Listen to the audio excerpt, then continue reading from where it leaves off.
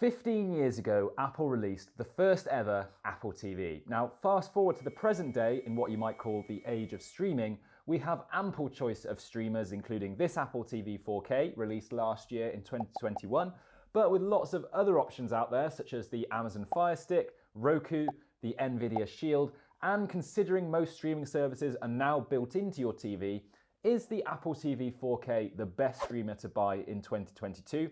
Is it even needed, or is it overpriced compared with the competition? Well, here are 7 reasons the Apple TV 4K might just be right for you. Right, I do have a lot of good points to say about the Apple TV 4K, but the reason number 1 that you might go for the Apple TV 4K is, first of all, it's just Apple. And a lot of you are going to be on board with that statement, you'll know what I mean, and others are already going to be in the comments down below trolling me or just clicking off the video. Either way, I don't mind. Now, as you'll see from the rest of this video, this Apple TV 4K is not doing anything groundbreaking. There's not really any features here that you can't find elsewhere, and for considerably less money. Now, to be clear, this Apple TV 4K is 3, 4, maybe even 5 times the price of other options, and it's definitely not doing 3, 4, or 5 times the work. But what it does do, it just does a little bit better. Now, if you already own an Apple device, hopefully you'll know what I mean by that. It's not what they do, it's how they do it. It's a bit like being a Windows or an Apple person. Some of you will want to pay that added premium for the Apple flair, others categorically won't, and either is fine. Remember that in the comments.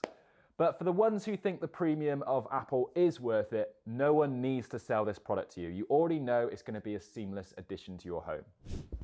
Now, next up is support for your content. Now, it doesn't take a genius to work out that this Apple TV 4K offers 4K resolution, but it also supports high frame rate HDR for smoother, more crisp video viewing, HDR10, Dolby Vision, and Dolby Atmos. It does also enable you to experience Dolby Atmos spatial audio on Atmos-enabled devices via Apple Music, which we have actually tested out in a previous video here. Now, spatial audio admittedly is pretty hit and miss, but it is cool to test out, and there are some great tracks which do sound pretty awesome. Now, there's no support for DTS or high-res lossless audio though, so we've still got a little way to go before we can claim this is perfect for all your content, but for the majority, I think you'll be pretty happy with the support it offers. Number 3 is the power this small black box offers. Now, with an A12 Bionic chip inside, the same found in the iPhone XS and XS Max from 2018, this has some serious horsepower behind it. And it's far more powerful than the majority of other options on the market, besides something like the Nvidia Shield with its Tegra X1. In fact, it's probably got too much power for what it actually needs, but you know with confidence that it can handle pretty much whatever you can throw at it. It's also great for those of you who hate waiting around for apps to load. You're not going to have that problem with this Apple TV. It does also mean that it will stand the test of time, and I know this from experience as I still use an Apple TV 4K in my bedroom at home that was released about 5 years ago, back in 2017, I think. I also believe that the 4th Gen 1 brought out even earlier in 2015 is still supported on tvOS. So all evidence suggests this model should last well over the coming years in terms of software. Now, this newer gen of Apple TV 4K also ups the storage from 32 gig to 64, which is obviously great for storing any games or downloaded content if you need that.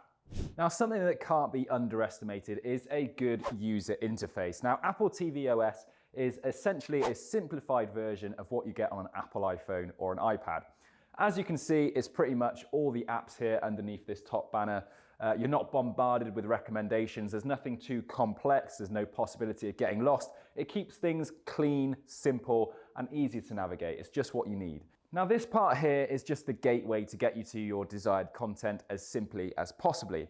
Now, all the latest apps are available, and I guess the confidence you get with Apple tvOS is that no one is going to design an app without Apple in mind. So you know it will work well and probably be first to market. Now, while we're looking here, you might have noticed that this all looks really good as well. Now, that's because this home screen is also high res. It's a small detail, but actually once you've noticed it, and then you go back to a non-high res OS, you wonder why everyone doesn't have it. To be honest, if you're spending a lot of money on your TV, or even if you're not, but you stream a lot, this homepage is probably going to become the thing you see most on your TV, so it should look as good as possible in my opinion. There are also some nice added extras, including multiple user profiles, which work similarly to Netflix, an effective search function, and you can have multiple apps running in the background, so it's easy to swap between them. Now, special shout out as well to the screensavers. Apple offer a variety of really nice aerial drone shots, which we love, but you can also link up your own images from iCloud, which is also a nice feature. Comment below which is your favorite screensaver. We're partial to any of the city aerial shots, like this one actually. I've never seen that one before, really nice. Now, number 4 alone could be a game changer for some of you and reason enough to spend the extra money. There are just no ads on Apple TV 4K. Nothing interrupts your flow as you're browsing around. This means you get a lot more privacy as well. Ads are everywhere these days. You probably watched one before you could watch this video. Sorry about that, something's got to pay the bills. But we can all agree they are very annoying. Sam, cue the ad. No, just kidding guys, I wouldn't get you like that. But even worse when you know it's a really tailored ad for you. It just makes you feel a bit like you're being monitored. I don't know about you. But take Google OS for example, they can blend whatever you're Googling with what you're watching, and it really delves in deep with the ads that they show you. Bit creepy if you ask me. With Apple TV 4K, I just feel a bit more sheltered and I'm far less annoyed in general. Data is king at the moment, it's the new currency these days, but when you're at home watching a film, you want to be as far from that world as possible. This Apple TV 4K does recommend programs it thinks you'll like, but it doesn't feel so intrusive, and it's more like Netflix's suggested for you sections. And to be honest, I use the recommendations a fair amount anyway. Now, number 6 might seem like a bit of an odd choice, so stick with me, but I'm going to explain why this new remote is a great feature. Now, if you've ever used this old Apple TV remote, then you're probably going to know what I'm talking about when I say this was probably the worst thing about the previous Apple TVs.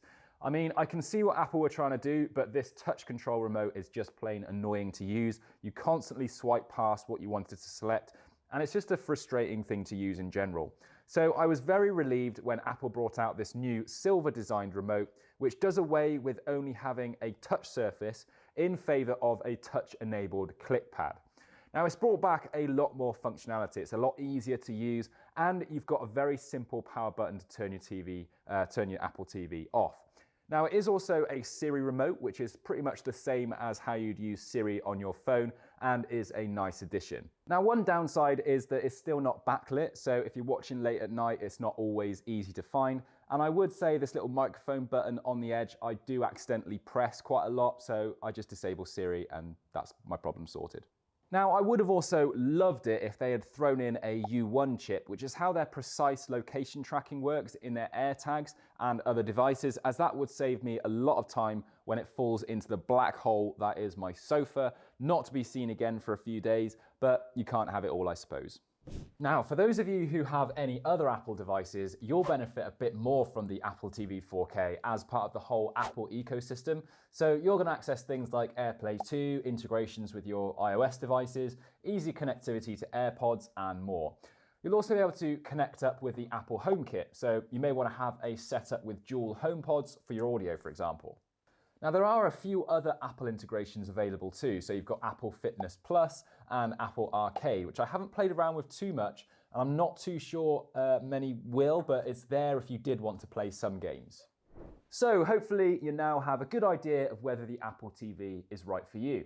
Now, the price won't be for everyone. An RRP of $189 sets it higher than the competitors, but if I'm being honest, I think only something like the Nvidia Shield comes close for me.